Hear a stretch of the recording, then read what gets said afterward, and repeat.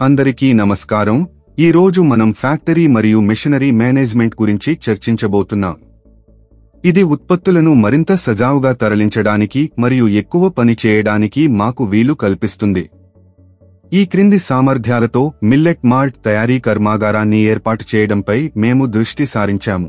500 నుండి 1000 చదరపు అడుగుల విస్తీర్ణంలో రోజుకు 40 కిలోల మధ్య తరహా ఫ్యాక్టరీ.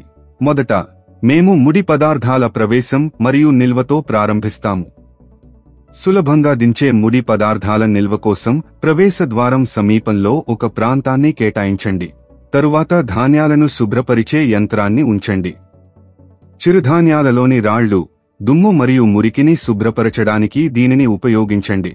ఆ తరువాత ఒక రోస్టింగ్ మెషిన్ ఉంచండి.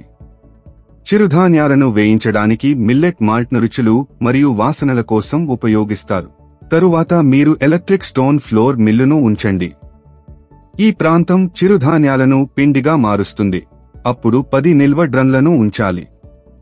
చిరుధాన్యాలు మరియు తయారుచేసిన చిరుధాన్యాల పొడిని నిల్వ కోసం ఉపయోగించాలి. తరువాత మీరు బరువు యంత్రాన్ని ఉంచండి. ఈ ప్రాంతంలో మిల్లెట్ మాల్ట్ను గ్రాముల వారీగా మరియు కార్మికులతో కిలోల వారీగా బరువు చేయడానికి ఉపయోగిస్తారు. ఆ తరువాత మీరు ప్యాకింగ్ యంత్రాన్ని ఉంచండి.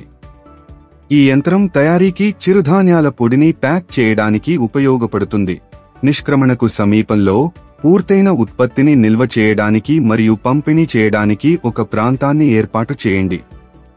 సులభమైన ప్రాప్యత మరియు రవాణా కోసం ఏర్పాటు చేసిన పూర్తయిన ఉత్పత్తులను నిల్వ చేయడానికి ఫుడ్ వింగ్ యూనిట్లు లేదా ప్యాలెట్లను ఉంచడం. ఈ అంశాలను పరిగణనలోకి తీసుకుంటే మీరు మిల్లెట్ మాల్ట్ను తగిన విధంగా ఉత్పత్తి చేయవచ్చు. వ్యాపార్ కోచ్ ఛానల్కు లైక్ చేయండి, షేర్ చేయండి మరియు సబ్స్క్రైబ్ చేయండి. All the best.